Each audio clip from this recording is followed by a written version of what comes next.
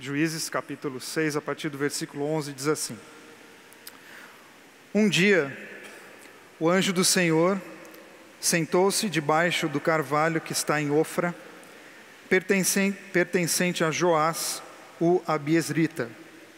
Gideão, seu filho, malhava trigo num tanque de esmagar uvas, escondido dos medianitas. O anjo do Senhor apareceu a ele e disse: O Eterno está com você, poderoso guerreiro. Gideão respondeu: Comigo, Senhor. Se o Senhor está conosco, por que estamos nessa situação? Onde estão todas as maravilhas que nossos pais e avós nos contavam, afirmando: O Eterno nos libertou do Egito? Na verdade, o Eterno não quer saber de nós. Ele nos entregou nas mãos dos medianitas.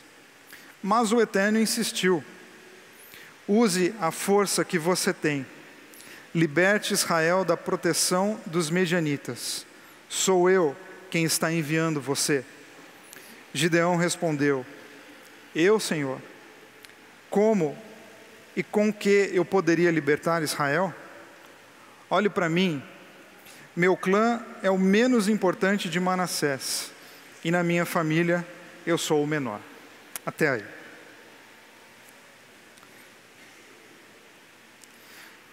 Você reparou na imagem do tema do mês de abril? É uma pessoa navegando num mar, do qual nós não temos dimensão do mar, porque nós não conseguimos enxergar os limites.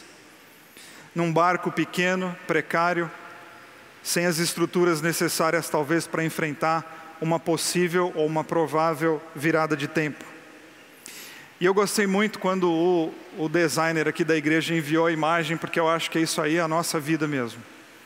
Somos assim, limitados, pequenos, precários, frágeis, e temos diante de nós a imensidão da vida para enfrentar. E não sabemos como que será, como que estará o mar de amanhã. A gente mal sabe como está o de hoje, como que a maré vai se comportar nos próximos dias. Nós olhamos para a vida, para a nossa vida, para as coisas que nós temos que fazer, para todos os desafios, para todos os sonhos que você tem, e faltam recursos. Falta a você talvez ideias para enfrentar o mar. Falta a você talvez estímulos para enfrentar aquilo que você precisa enfrentar. Então nós vamos procurando ideias, procurando ajudas, procurando ferramentas para a gente conseguir enfrentar da melhor maneira possível os desafios que nós temos pela frente. E a nossa vida complica demais, eu penso que ela complica demais, quando a gente perde um pouco o foco de quem nós somos e de qual é a nossa função na vida. A gente acaba gastando energia com aquilo que nós não precisamos, jogando fora uma força com coisas que nós não precisamos e não devemos nos preocupar. Qual que é a nossa preocupação? Tentar acalmar o mar. Tentar organizar a vida toda. Tentar acalmar as ondas. Isso é insano. Você, como navegante, jamais deve tentar acalmar o mar. A sua função é aprender a navegar a despeito do mar. Acalmar o oceano é uma insanidade. Você não tem esse poder. Você não tem essa força de tentar acalmar situações da sua vida, porque algumas aparecem, como que você acalma? Não, a minha função, antes de tentar ficar acalmando e dando jeito em coisas, é aprender a me comportar com as coisas que a vida colocar diante de mim. Quando as ondas estão bravas, não adianta você gritar com elas. O que adianta? Você segurar firme no remo do barquinho e remar. É mais ou menos como aquele antigo pensamento bem evangélico que dizia assim: não diga para Deus o tamanho dos seus problemas. diga para os seus problemas o tamanho do seu Deus. A frase, quando você fala e termina, ela soa super bem, só não quer dizer nada. Absolutamente nada. Na verdade, você fica parecendo doido. Porque não diga para Deus o tamanho dos seus problemas, diga para os seus problemas o tamanho do seu Deus. Eu gostaria muito de ver essa cena. Você, com um monte de perrengue na vida, descrevendo Deus para os seus problemas. Aí é questão de internação mesmo. Aí nós temos um novo problema para tratar. Na verdade, isso é frase de efeito, que acalma, que anima, talvez, ali no momento, mas quando você pegar o carro no estacionamento e encarar a marginal, talvez essa frase já não tenha mais sentido algum, e você talvez nem lembre mais o que era exatamente que você tinha que falar. Tinha alguma coisa a ver com o problema Deus e falar alguma coisa para alguém. Porque as coisas, quando não têm conteúdo, quando elas não têm embasamento, dificilmente a gente lembra o que é que a gente tem que fazer com elas. Então, você não precisa cair na loucura de tentar acalmar toda a sua vida. Isso é muito messiânico, né? Você vai conseguir acalmar a situação política do país que você vive? Você vai conseguir acalmar a situação familiar, do seu núcleo familiar? Você vai conseguir? Você vai conseguir resolver todos os problemas da empresa que você trabalha? Ou você vai conseguir resolver todos os problemas das pessoas que não têm uma empresa para trabalhar? Não, é você tentando acalmar o oceano, quando você poderia gastar esse tempo e essa energia aprendendo a navegar nesses dias que o mar se apresentou de uma maneira um pouco estranha e talvez um pouco violenta e agressiva. Nós não precisamos nos obrigar a fazer mágicas. A espiritualidade de Jesus, ela não é mágica. A espiritualidade de Jesus, ela é carne, ela é humana. A gente não tem que flutuar, a gente não tem que voar, a gente não tem que sair fazendo coisas que todo mundo fique de boca aberta. Não, nós temos que fazer coisas extremamente humanas, e isso é tão legal de ver. Quando você vai no Antigo Testamento e lê os 10 mandamentos, não tem nenhum mandamento que você tenha que fazer mágica. Os mandamentos sempre dizem em relação ao teu relacionamento com Deus e o teu relacionamento com as pessoas, ponto. Não tem que flutuar, não tem que voar e não tem que fazer milagre. Você tem que honrar teu pai e tua mãe, tem que honrar o próximo, não mate, não adultere, não difame o próximo e coloque Deus acima de todas as coisas. Todos nós podemos fazer isso. Aí você vai para Jesus no sermão da montanha, das bem-aventuranças, quando ele entrega a proposta do reino de Deus e ele fala, olha, bem-aventurado é você que chora com os que choram, você que tem fome e sede de justiça, você que é humilde, você que é sal da terra e luz do mundo. Não tem mágica, não tem coisa sobrenatural, não, são coisas humanas, possíveis a todos nós. Então, quando nós pensamos e fazemos uma proposta de ter bom ânimo, não é, em hipótese alguma, inserir alguma coisa mágica em uma espiritualidade que nós demos o nome de espiritualidade viva. Ao contrário, é colocar de fato os nossos pés no chão, para ver se a nossa falta de ânimo não é exatamente pelo fato de não olharmos mais para a vida. É exatamente ter coragem de olhar para o meio em que nós vivemos para saber se exatamente o nosso desânimo, o nosso desgosto na vida, ele não é fruto de que nós absorvemos o inconsciente coletivo, então está todo mundo desanimado e agora a gente está também. A gente vai no grito da maioria. Não, uma espiritualidade séria faz você questionar a você mesmo, e por isso que eu li com vocês então esse texto dos Juízes. Você que não tem familiaridade com a Bíblia, esse livro da Bíblia é um período em que o povo de Israel não tinha um rei, e Deus levantava juízes para liderar o povo, para coordenar a nação dos judeus. E Gideão, essa pessoa que nós lemos a história, é um desses juízes. Nós lemos exatamente a convocação. É o momento onde Deus olha para aquele rapaz e diz, você é o cara. Eu quero fazer alguma coisa muito bonita e isso vai acontecer através da sua vida.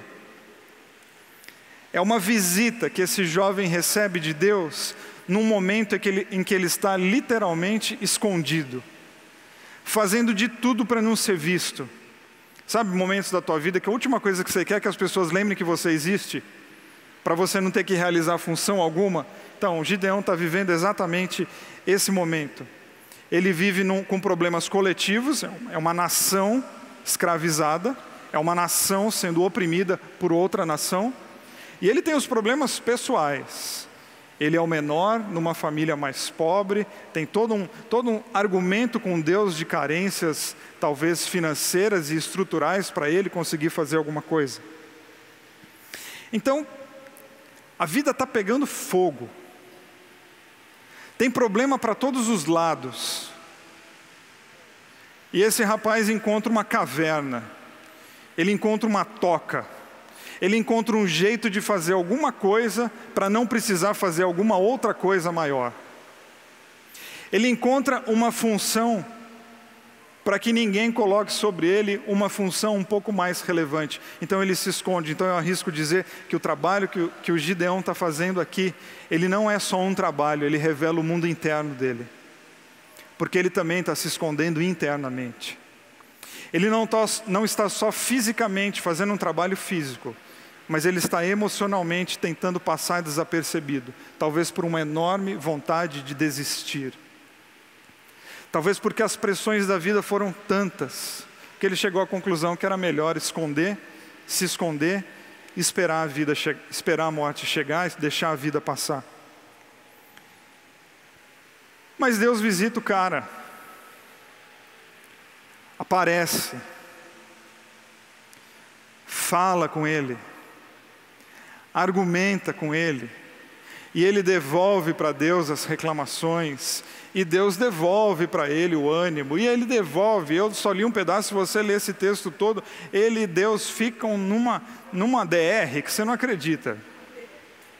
E fala daqui, e fala de lá, não, mas você tem que me provar. Aí depois que Deus prova, ele pede uma outra prova, e é um tempão, discutindo a relação para ver se de fato eles vão fazer uma aliança.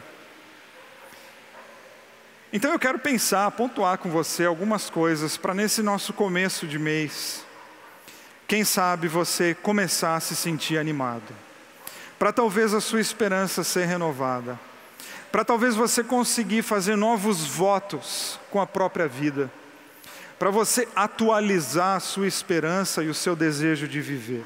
Então a primeira coisa que eu pontuo com você, que eu aconselho você, é você transformar a sua reclamação em lamento. Isso é um conceito do Paulo Freire. Porque tem a queixa-lamento e tem a queixa-reclamação. Na queixa-reclamação, você fica reclamando de tudo e de todos. E esperando que tudo e todos resolvam aquilo que você está insatisfeito. Mas você não entra em cena. Vocês não. Que aqui eu sei que ninguém faz isso. A queixa-reclamação é aquela quando a gente reclama do mundo inteiro, mas em nenhum momento a gente se percebe parte do mundo do qual a gente está reclamando. Essa é a queixa-reclamação. Que a gente fica, ó dia, ó vida, ó céus, isso não vai dar certo. Mas também hoje está chovendo. Aí quando para de chover, mas também hoje está sol, alguém tem que dar um jeito nesse negócio de sol e chuva, porque está muito difícil. E a gente vai reclamando e procurando reclamações, e a culpa está sempre no outro, a responsabilidade está sempre no outro, e a solução também sempre tem que vir do outro. Essa é a queixa-reclamação. E vamos combinar, andar do lado de gente assim... Vou nem que terminar a frase. E tem a queixa-lamento, que eu acho que ela é inclusive um conceito bíblico, porque na Bíblia tem um livro das lamentações. Queixa-lamento é uma viagem introspectiva, onde você vai olhar para dentro de você, para o mundo ao seu redor, mas você também vai ter que ter coragem de olhar para dentro de você e entender, a vida está um caos, está tudo um desânimo, está tudo um grande problema, mas você não fica simplesmente se queixando, você se insere no problema, assim como você se insere na busca da solução do teu problema. Isso é muito maduro, que é quando você se vê parte da vida, quando você se vê parte do mundo, quando você se vê com parte de responsabilidade, ou seja, no lamento, você se insere, você faz parte dele. É perguntinha clássica de análise freudiana. Qual a sua responsabilidade na dor da qual você se queixa? Qual a sua responsabilidade na desordem da qual você está se queixando? Quem vem de quinta-feira aqui já ouviu essa pergunta algumas vezes, esse mês inclusive. Essa é a queixa-lamento. Tá ruim? Tá ruim. Só que aí vem a perguntinha dolorida, que é: então qual é a sua responsabilidade nisso que você está reclamando? Porque tem alguma coisa aí nessa bagunça que é tua. Existe alguma coisa, existe alguma dimensão que isso é teu.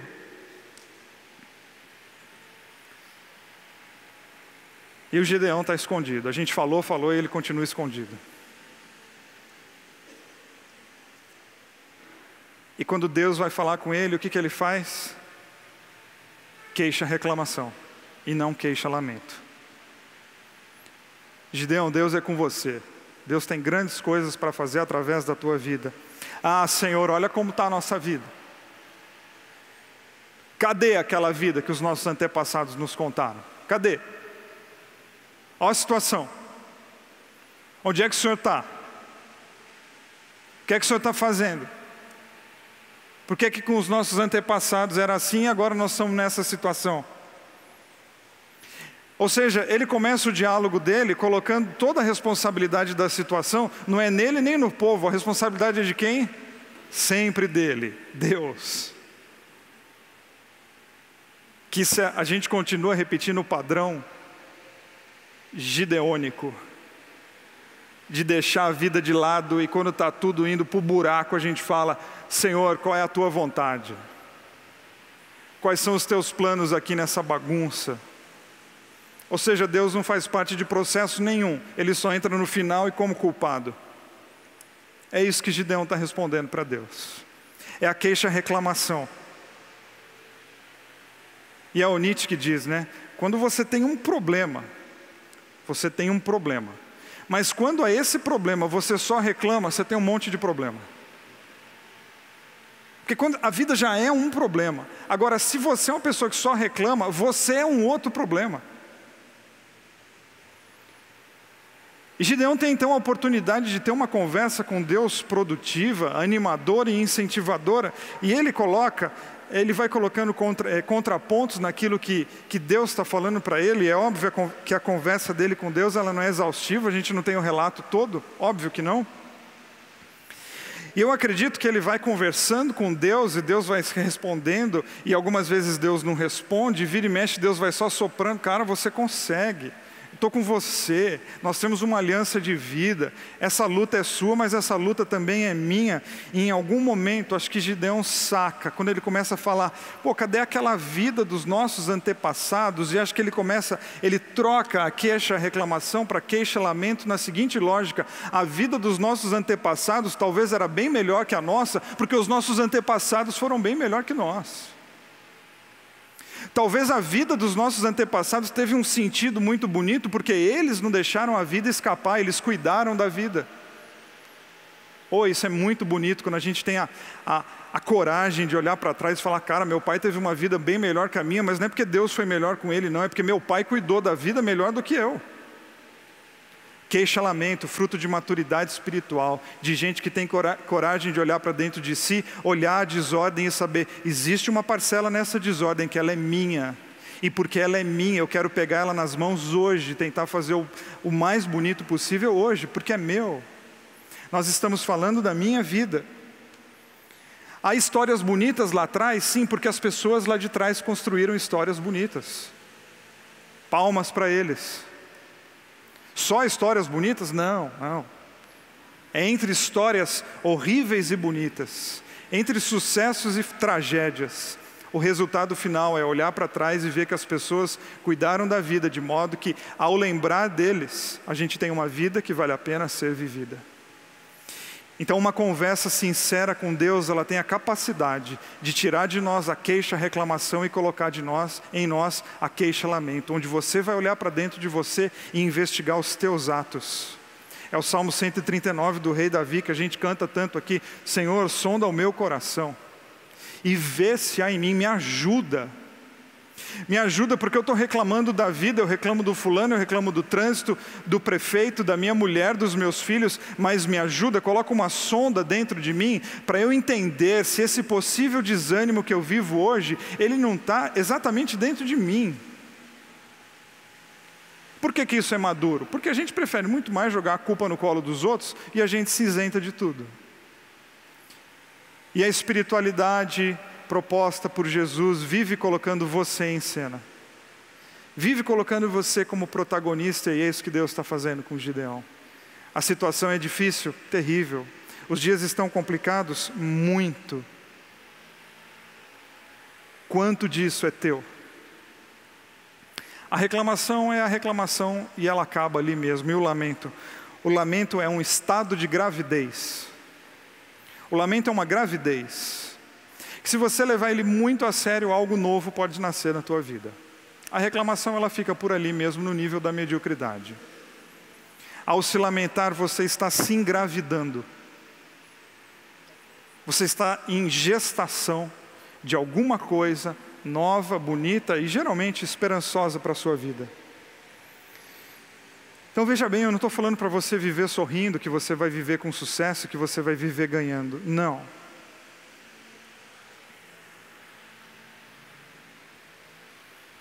O lamento não é para isso. O lamento é exatamente para você fazer as pazes com as suas derrotas, sem ficar preso nelas. Então toma cuidado para você não passar a sua vida numa eterna reclamação, onde você não aparece nunca. Onde você vive tirando você mesmo de cena. Porque se você inverter, pode ser que você viva algo novo, muito bonito, é você se colocar como responsável. E ao se colocar como responsável, você também começa a se colocar como a cura. Ou seja, assumir responsabilidade por erros e pisadas na bola não é um problema, pode ser a cura. Pode ser o ponto de mudança, pode ser a transformação da tua vida. Então transforme as suas reclamações chatas em lamentos, de introspecção, de você olhar para a tua vida e saber que as coisas podem mudar e elas podem começar a partir da tua história. Segundo, não se esconda. Porque nós temos medo, todos nós aqui hoje à noite temos algum medo. Medo é um sentimento muito interessante porque ele varia de pessoa para pessoa e algumas coisas que podem colocar pânico no meu coração, se eu falar para você, você vai dar risada. Porque o medo é extremamente relativo, subjetivo, tem a ver com algum trauma teu de infância, tem a ver com história, com um monte de coisa. E a gente trata o medo de uma maneira muito, muito esquisita, muito errada, eu acho. Porque geralmente quando a gente tem medo, alguém olha para você e fala assim, não, mas você não pode ter medo. Quer dizer, agora além de ter medo, eu sou culpado porque tenho medo. Mas como que eu não posso? Eu tenho. Eu tenho medo de altura. Ah, você não pode mais ter medo de altura. Que é uma lei, eu tenho que obedecer essa lei agora. E o que eu faço quando eu ficar num prédio muito alto? Pulo.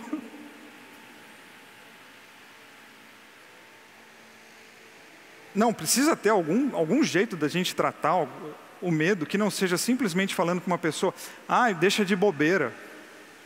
Pô, deixa de bobeira, isso é um trauma da infância dela, como que deixa de bobeira? Não é uma bobeira, é um medo. Se é medo, não é uma bobeira, é alguma coisa que mexe com aquela pessoa de verdade. Quer dizer, se o medo é um sentimento que é comum a todos nós, o medo é comum, agora as causas do medo são distintas, a gente precisa ter uma relação com o medo que vai além de constrangimentos e proibições. O medo não é para te travar. O medo é para fazer de você uma pessoa estratégica. Você tem medo, não é para você ficar envergonhado. Medo serve para você pensar. Uma criança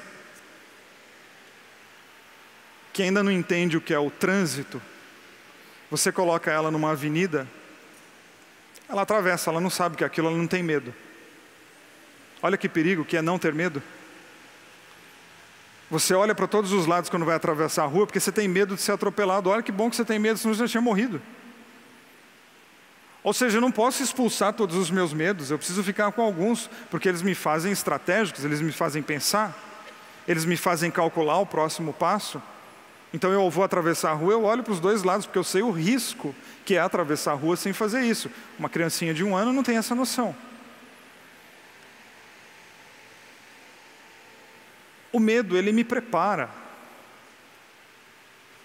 Aquela hora em que eu sinto o medo, ele tem que ser exatamente aquele momento onde eu fico buscando recursos para enfrentar. Que aí qual é o recurso? O recurso é a coragem. Que eu arrisco dizer, inclusive, que não existem corajosos. Existem pessoas que pegam a coragem. Porque medo todo mundo tem. A sensação do medo, da tensão, todo mundo tem. E tem gente que usa a coragem mais do que outros. Então, olha só, uma criança que não tem medo de atravessar a rua, ela não tem a noção do perigo. A ausência do medo pode matar. Mas a submissão total ao medo também mata, porque você não sai do lugar. Então, se você tiver nenhum medo, você morre atropelado. E se você ficar totalmente preso no teu medo, você nunca mais sai do teu lugar, é morte também.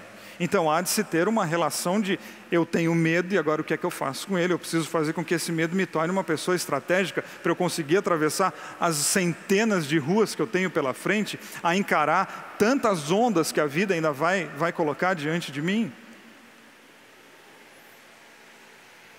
Gideão não sai do esconderijo, da toca existencial que ele inventou, porque eu queria que sempre que você fizesse essa metáfora, que ele está lá escondido, e nós não estamos mais falando de um trabalho físico, nós estamos falando de uma postura emocional, é uma pessoa que se trancou para a vida, e que está fazendo de tudo para não ser percebido, e o problema de não ser percebido é que uma hora você não se percebe mais, e a vida perde todo sentido. Ele fica lá naquele buraco existencial, jogando na cara de Deus o abandono, ele fica lá dentro escondido, jogando a falta de valor da família, ele fica lá medindo o tamanho dele em relação às outras pessoas. Até quando? Até quando que você vai se sujeitar a essa vida? Até que dia?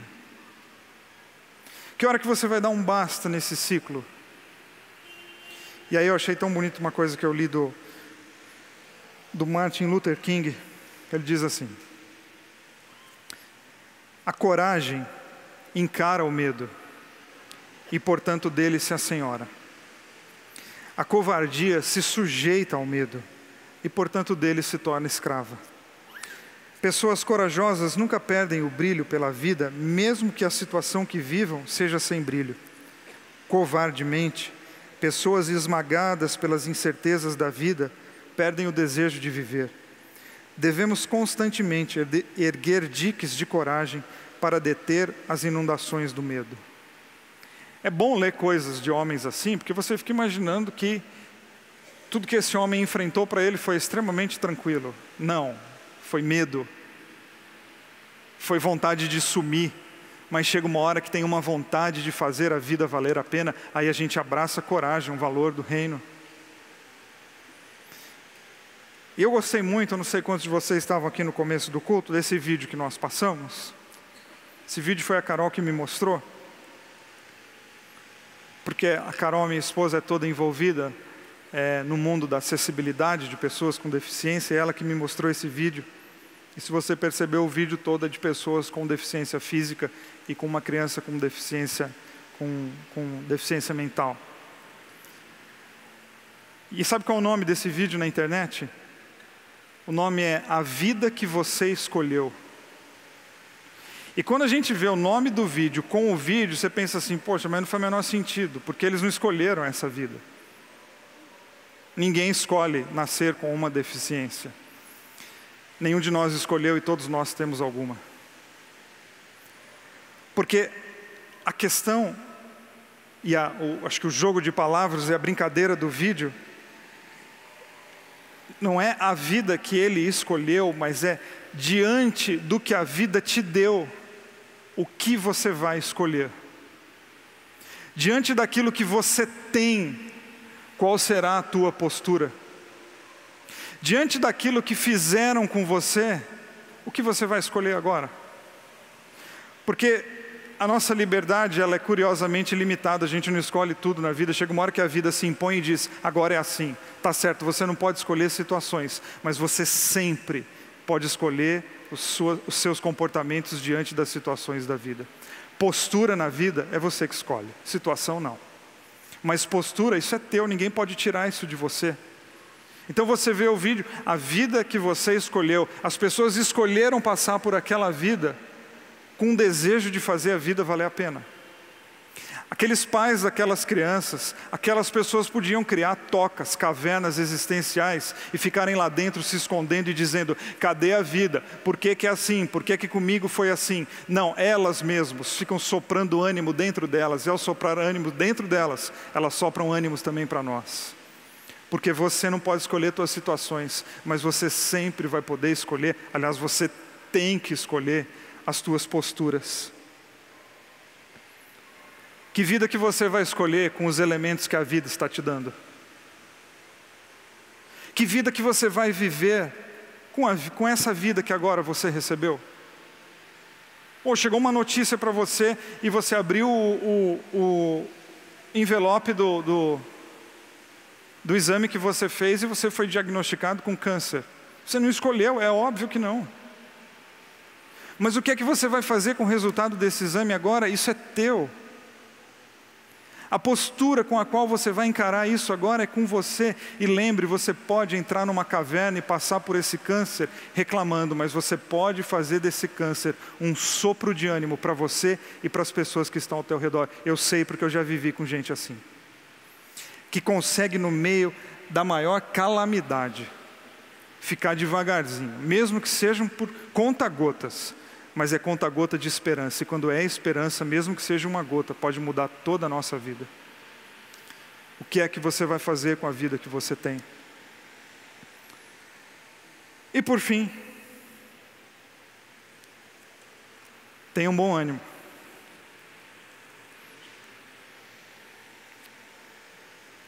O que Gideão venceu?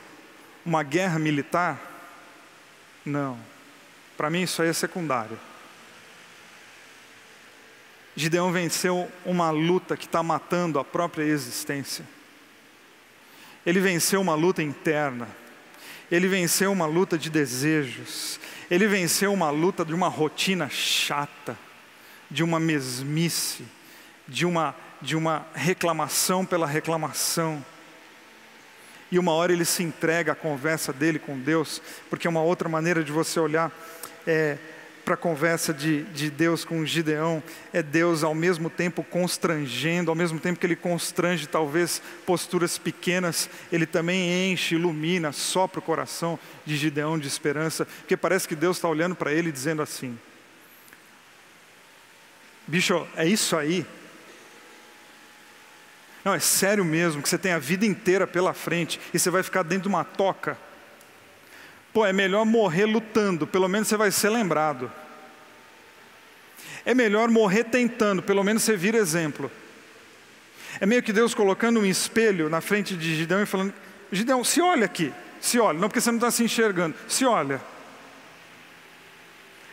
E ao se olhar, ao ver as opções que ele estava fazendo na vida, acho que ele mesmo se constrange e pensa, eu preciso sair desse buraco. O que é que eu estou fazendo aqui? Como é que eu vim parar aqui? O que Deus faz? Coloca ele no centro, no palco, diante de um espelho. E dizendo, você pode viver num buraco porque as pessoas são livres para isso, mas você não precisa. Você pode viver se arrastando.